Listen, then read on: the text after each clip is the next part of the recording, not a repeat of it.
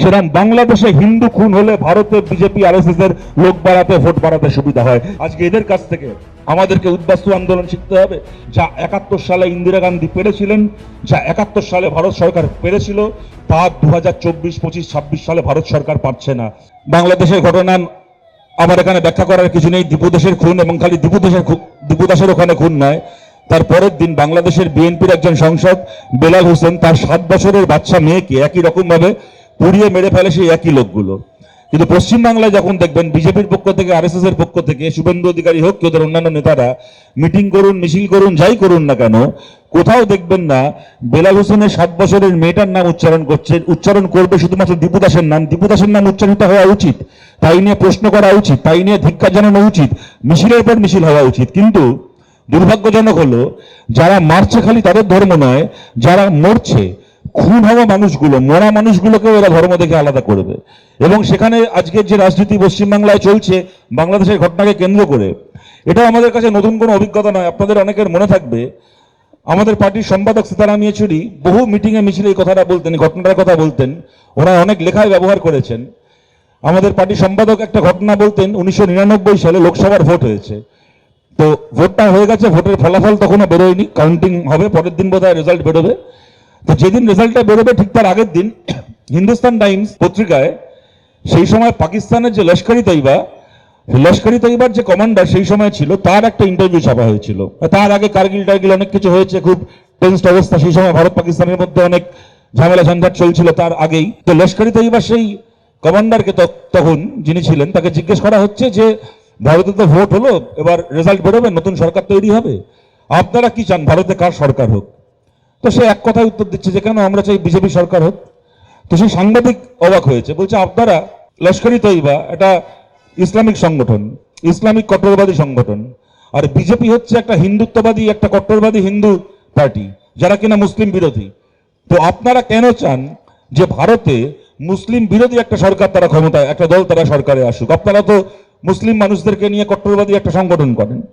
তখন উত্তরে সেই লস্করের কমান্ডার বলছে, ভারতে যদি আজকে একটা ধর্মনিরপেক্ষ সরকার হয়, ভারতের সরকার যদি ভারতের মুসলমানের উপর অত্যাচার না করে, ভারতে যদি মুসলমান মানুষ শান্তিতে বসবাস করে, তাহলে পাকিস্তানে আমি মুসলমানকে কি বলে খেপাবো যে দেখো ভারতে আমাদের জাত ভাইদের উপর আক্রমণ হচ্ছে, তাই পাকিস্তানে আমাদেরকে লস্কর তৈরি করতে হবে, লস্করকে আরো বড় করতে হবে, করে ভারতের বিরুদ্ধে আমাদেরকে যুদ্ধ করতে হবে।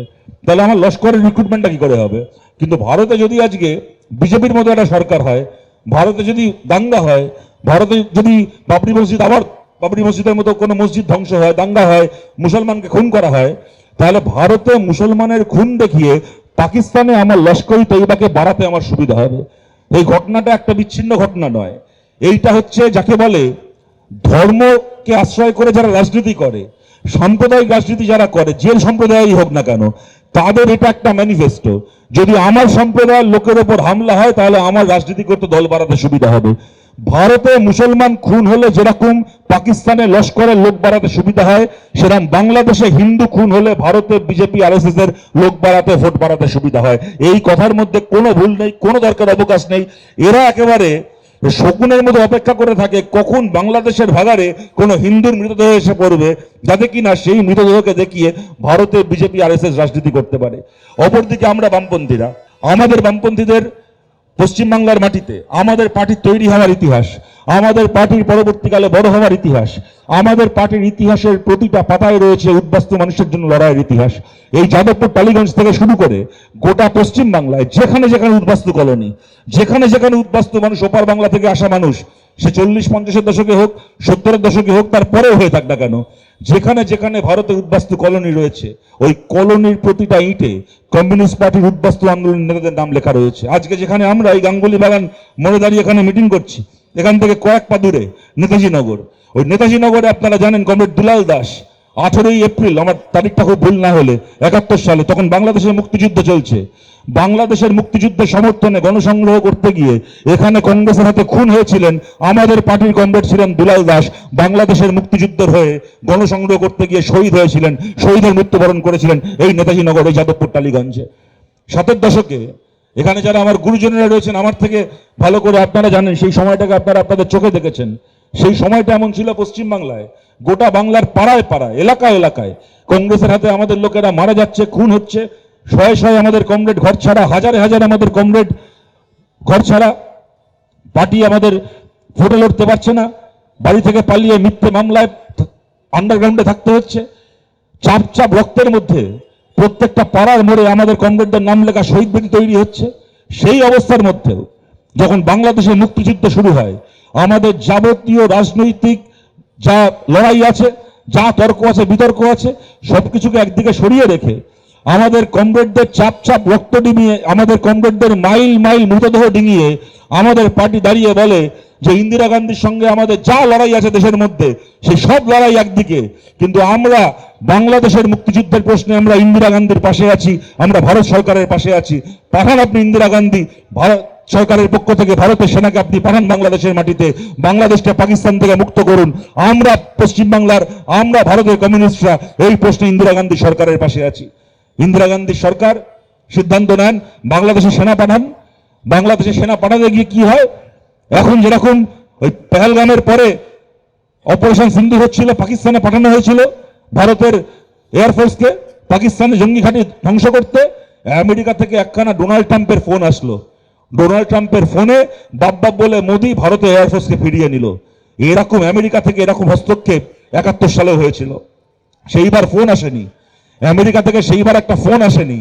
আমেরিকা থেকে সেইবার 7ম নৌবহর এসেছিল, একেবারে ওরা আর্মি ফ্লিট, নেভি ফ্লিট পাঠিয়েছিল, নৌবহর পাঠিয়েছিল ভারতকে আক্রমণ করার জন্য। যে ভারত যদি পাকিস্তানের ওপর হস্তক্ষেপ করে, ভারত যদি বাংলাদেশের মুক্তিযুদ্ধের পাশে দাঁড়ায়, তাহলে আমরা আমেরিকার পক্ষ থেকে পাকিস্তানের হয়ে ভারতকে আক্রমণ করব। কিন্তু সেই দিনের পৃথিবীর সঙ্গে আজকের পৃথিবীর তফাৎ। আজকের পৃথিবী দ্বারা সোভিয়েত ইউনিয়ন নেই, সেই দিনের পৃথিবী দ্বারা সোভিয়েত ইউনিয়ন ছিল। আমেরিকা 7ম নৌবহর ভারতের দিকে এগিয়ে আসতে গিয়ে থমকে দাঁড়িয়ে দেখলো ভারতের উপকূলকে পাহারা দিয়ে রয়েছে রাশিয়ার জাহাজ। সেই জাহাজের ডেক থেকে তাক করা রয়েছে নিউক্লিয়ার ওয়েপন, আর সেই জাহাজের মাথায় উঠছে কাস্তে হাতুড়ি আঁকা লাল পতাকা। ঘোষণা হলো মস্কো থেকে ঘোষণা হলো আমেরিকার নৌজাহাজ যদি ভারতের দিকে আর এক পা এগিয়েছে, প্রয়োজন হলে আমরা সোভিয়েত ইউনিয়ন আমেরিকার ওপর নিউক্লিয়ার হামলা করব, আমরা পারমাণবিক হামলা করব আমেরিকার ওপর, কিন্তু ভারতের পাশে আমরা রয়েছি মুক্তিযুদ্ধের প্রশ্নে। ভারত আমাদের বন্ধু, ভারতের দিকে আর এক পা এগোতে দেব না আমরা আমেরিকার যুদ্ধ জাহাজকে। আমেরিকা 7ম নৌবহর ল্যাজ গুটিয়ে ফেরত চলে যায়। ডোনাল্ড ট্রাম্পের একটা ফোনকে কেটে দেওয়ার ক্ষমতা হয় না আজকে মোদির। আর সেই দিন ইন্দিরা গান্ধীর ক্ষমতা হয়েছিল দাঁড়িয়ে বলার যে ভারতের অভ্যন্তরীণ সিদ্ধান্ত আমরা বুঝে নেব, কোনো আমেরিকাকে আমরা পাত্তা দিই না, কেননা সেই দিন ভারতের বন্ধু সোভিয়েত ইউনিয়ন ছিল। আমেরিকা 7ম নৌবহর মুখ ঘুরিয়ে আমেরিকা ফেরত চলে যায়। রাশিয়ার জাহাজ ভারতের উপকূলকে পাহারা দিয়ে দাঁড়িয়ে থাকে। পাকিস্তান দুটুকরো হয়, বাংলাদেশ মুক্ত হয়, মুজিবুর রহমানকে পাকিস্তানের কারাগার থেকে মুক্ত করা হয়। এই কলকাতা শহরে শহীদ মিনারের মাঠে এসে মুজিবুর রহমান ভারতের মানুষকে, বাংলার মানুষকে ধন্যবাদ জানিয়ে যান। সেইটা ছিল একটা পৃথিবী। আজকে এদের কাছ থেকে আমাদেরকে উদ্বাস্তু আন্দোলন শিখতে হবে। দীপশিতা যে প্রশ্নের কথা বলছিল, আমাদেরকে প্রশ্ন করা হয় বাংলার আজকে যে উদ্বাস্তু পরিবার রয়েছে তাদের যন্ত্রণার স্মৃতিকে, তাদের পূর্বপুরুষের আঘাতকে খুঁচিয়ে দেওয়ার জন্য জিজ্ঞেস করা হয় তোমরা কেন পালিয়ে এসেছিলে বাংলাদেশ থেকে? হ্যাঁ, তারা পালিয়ে এসেছিলেন কারণ বাংলাদেশের ইসলামিক মৌলবাদীদের হাতে না হলে খুন হতে হতো। ঠিক যেরকম দেশভাগের সময় বহু মুসলমান পরিবারকে পাঞ্জাব ছেড়ে, গুজরাট ছেড়ে এবং এই পশ্চিমবাংলা ছেড়ে পালিয়ে যেতে হয়, কেন সেই সময় হিন্দুত্ববাদী মৌলবাদীদের হাতে না হলে তাদেরকে খুন হতে হতো। তার থেকে বড় প্রশ্ন হচ্ছে আমরা কমিউনিস্ট পার্টি যারা করি, আমরা কেন উদ্বাস্তু আন্দোলনকে আজকে এই শ্রদ্ধার সঙ্গে স্মরণ করি? কেন আমরা গর্বের সঙ্গে মাথা উঁচু করে উদ্বাস্তু আন্দোলনকে আমাদের ঐতিহ্য মনে করি, নিজেদেরকে উদ্বাস্তু আন্দোলনের উত্তরাধিকারী মনে করি? কেন উদ্বাস্তু আন্দোলন ছিল এমন এক পবিত্র আন্দোলন, ওপার বাংলা থেকে সব হারিয়ে উদ্বাস্তু হয়ে আসা এপারে আমাদের যে পার্টির নেতারা ছিলেন, উদ্বাস্তু আন্দোলনের সংগঠকরা ছিলেন, সে আমাদের এই টালিগঞ্জ যাদবপুর এলাকায় প্রশান্ত সুর থেকে শুরু করে, মনোজ প্রদীপ গাঙ্গুলি থেকে শুরু করে, গণেশ গো ঠাকুর থেকে শুরু করে, আমাদের একের পর এক নাম বলা শুরু করলে কাল সকাল হয়ে যাবে। সেই সমস্ত নেতারা কারা ছিলেন যাদেরকে গিয়ে প্রশ্ন যদি করা হয়, যাদেরকে গিয়ে প্রশ্ন করা হয়েছিল, হিন্দুত্ববাদী মৌলবাদ তখন গিয়ে বলেছিল ওপার বাংলা থেকে তোমাকে মার খেয়ে চলে আসতে হয়েছে, ওপারে তুমি মাইনরিটি ছিলে, ওপারে মার খেয়ে চলে আসতে হয়েছে, এপারে তুমি মেজরিটি, এপারে এসে আবার তুমি অন্য লোককে ধর্মের নামে মারো। তখন কমিউনিস্ট পার্টির উদ্বাস্তু আন্দোলনের নেতারা বলেছিলেন আমি একটা রিফিউজি পরিবারের সন্তান, আমার পরিবারকে রিফিউজি হতে হয়েছিল, আমাকে রিফিউজি হতে হয়েছে। রিফিউজি হওয়ার যন্ত্রণা, উদ্বাস্তু হওয়ার যন্ত্রণা আমি জানি, একটা উদ্বাস্তু পরিবারের চোখের জল আমি জানি। আমি এমন রাজনীতি করব না যে রাজনীতির ফলে কালকে আর একটা পরিবারকে আমার মতো উদ্বাস্তু হতে হবে, রিফিউজি হতে হবে। আমি এমন রাজনীতি করব যে রাজনীতি করার ফলে এই পৃথিবীতে আর কোনোদিন কোনো পরিবারকে উদ্বাস্তু হতে হবে না, আর কোনোদিন কোনো পরিবারকে রিফিউজি হতে হবে না।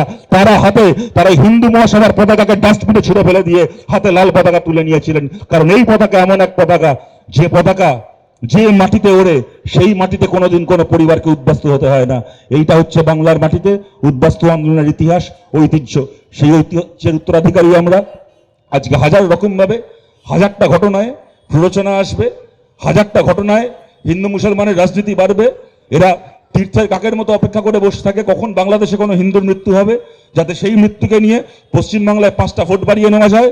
কিন্তু এদের এত প্রচার, এত কিছুর পরেও এটা সত্যি, যা 71 সালে ইন্দিরা গান্ধী পেরেছিলেন, যা 71 সালে ভারত সরকার পেরেছিল, তা 2024, 25, 26 সালে ভারত সরকার পারছে না।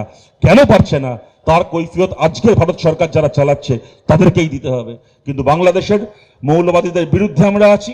তার থেকে বড় কথা, এই আক্রমণের সামনে দাঁড়িয়েও ছায়ানট যারা পুড়িয়েছে, যেমন আমরা তাদের বিরুদ্ধে আছি, তেমন এই ছায়ানটের ছায়ের উপর দাঁড়িয়ে পরের দিন যারা রবীন্দ্রনাথ ঠাকুর আর নজরুল ইসলামের গান গেয়েছে তাদের সঙ্গে আমরা তার চেয়েও বেশি করে রয়েছি।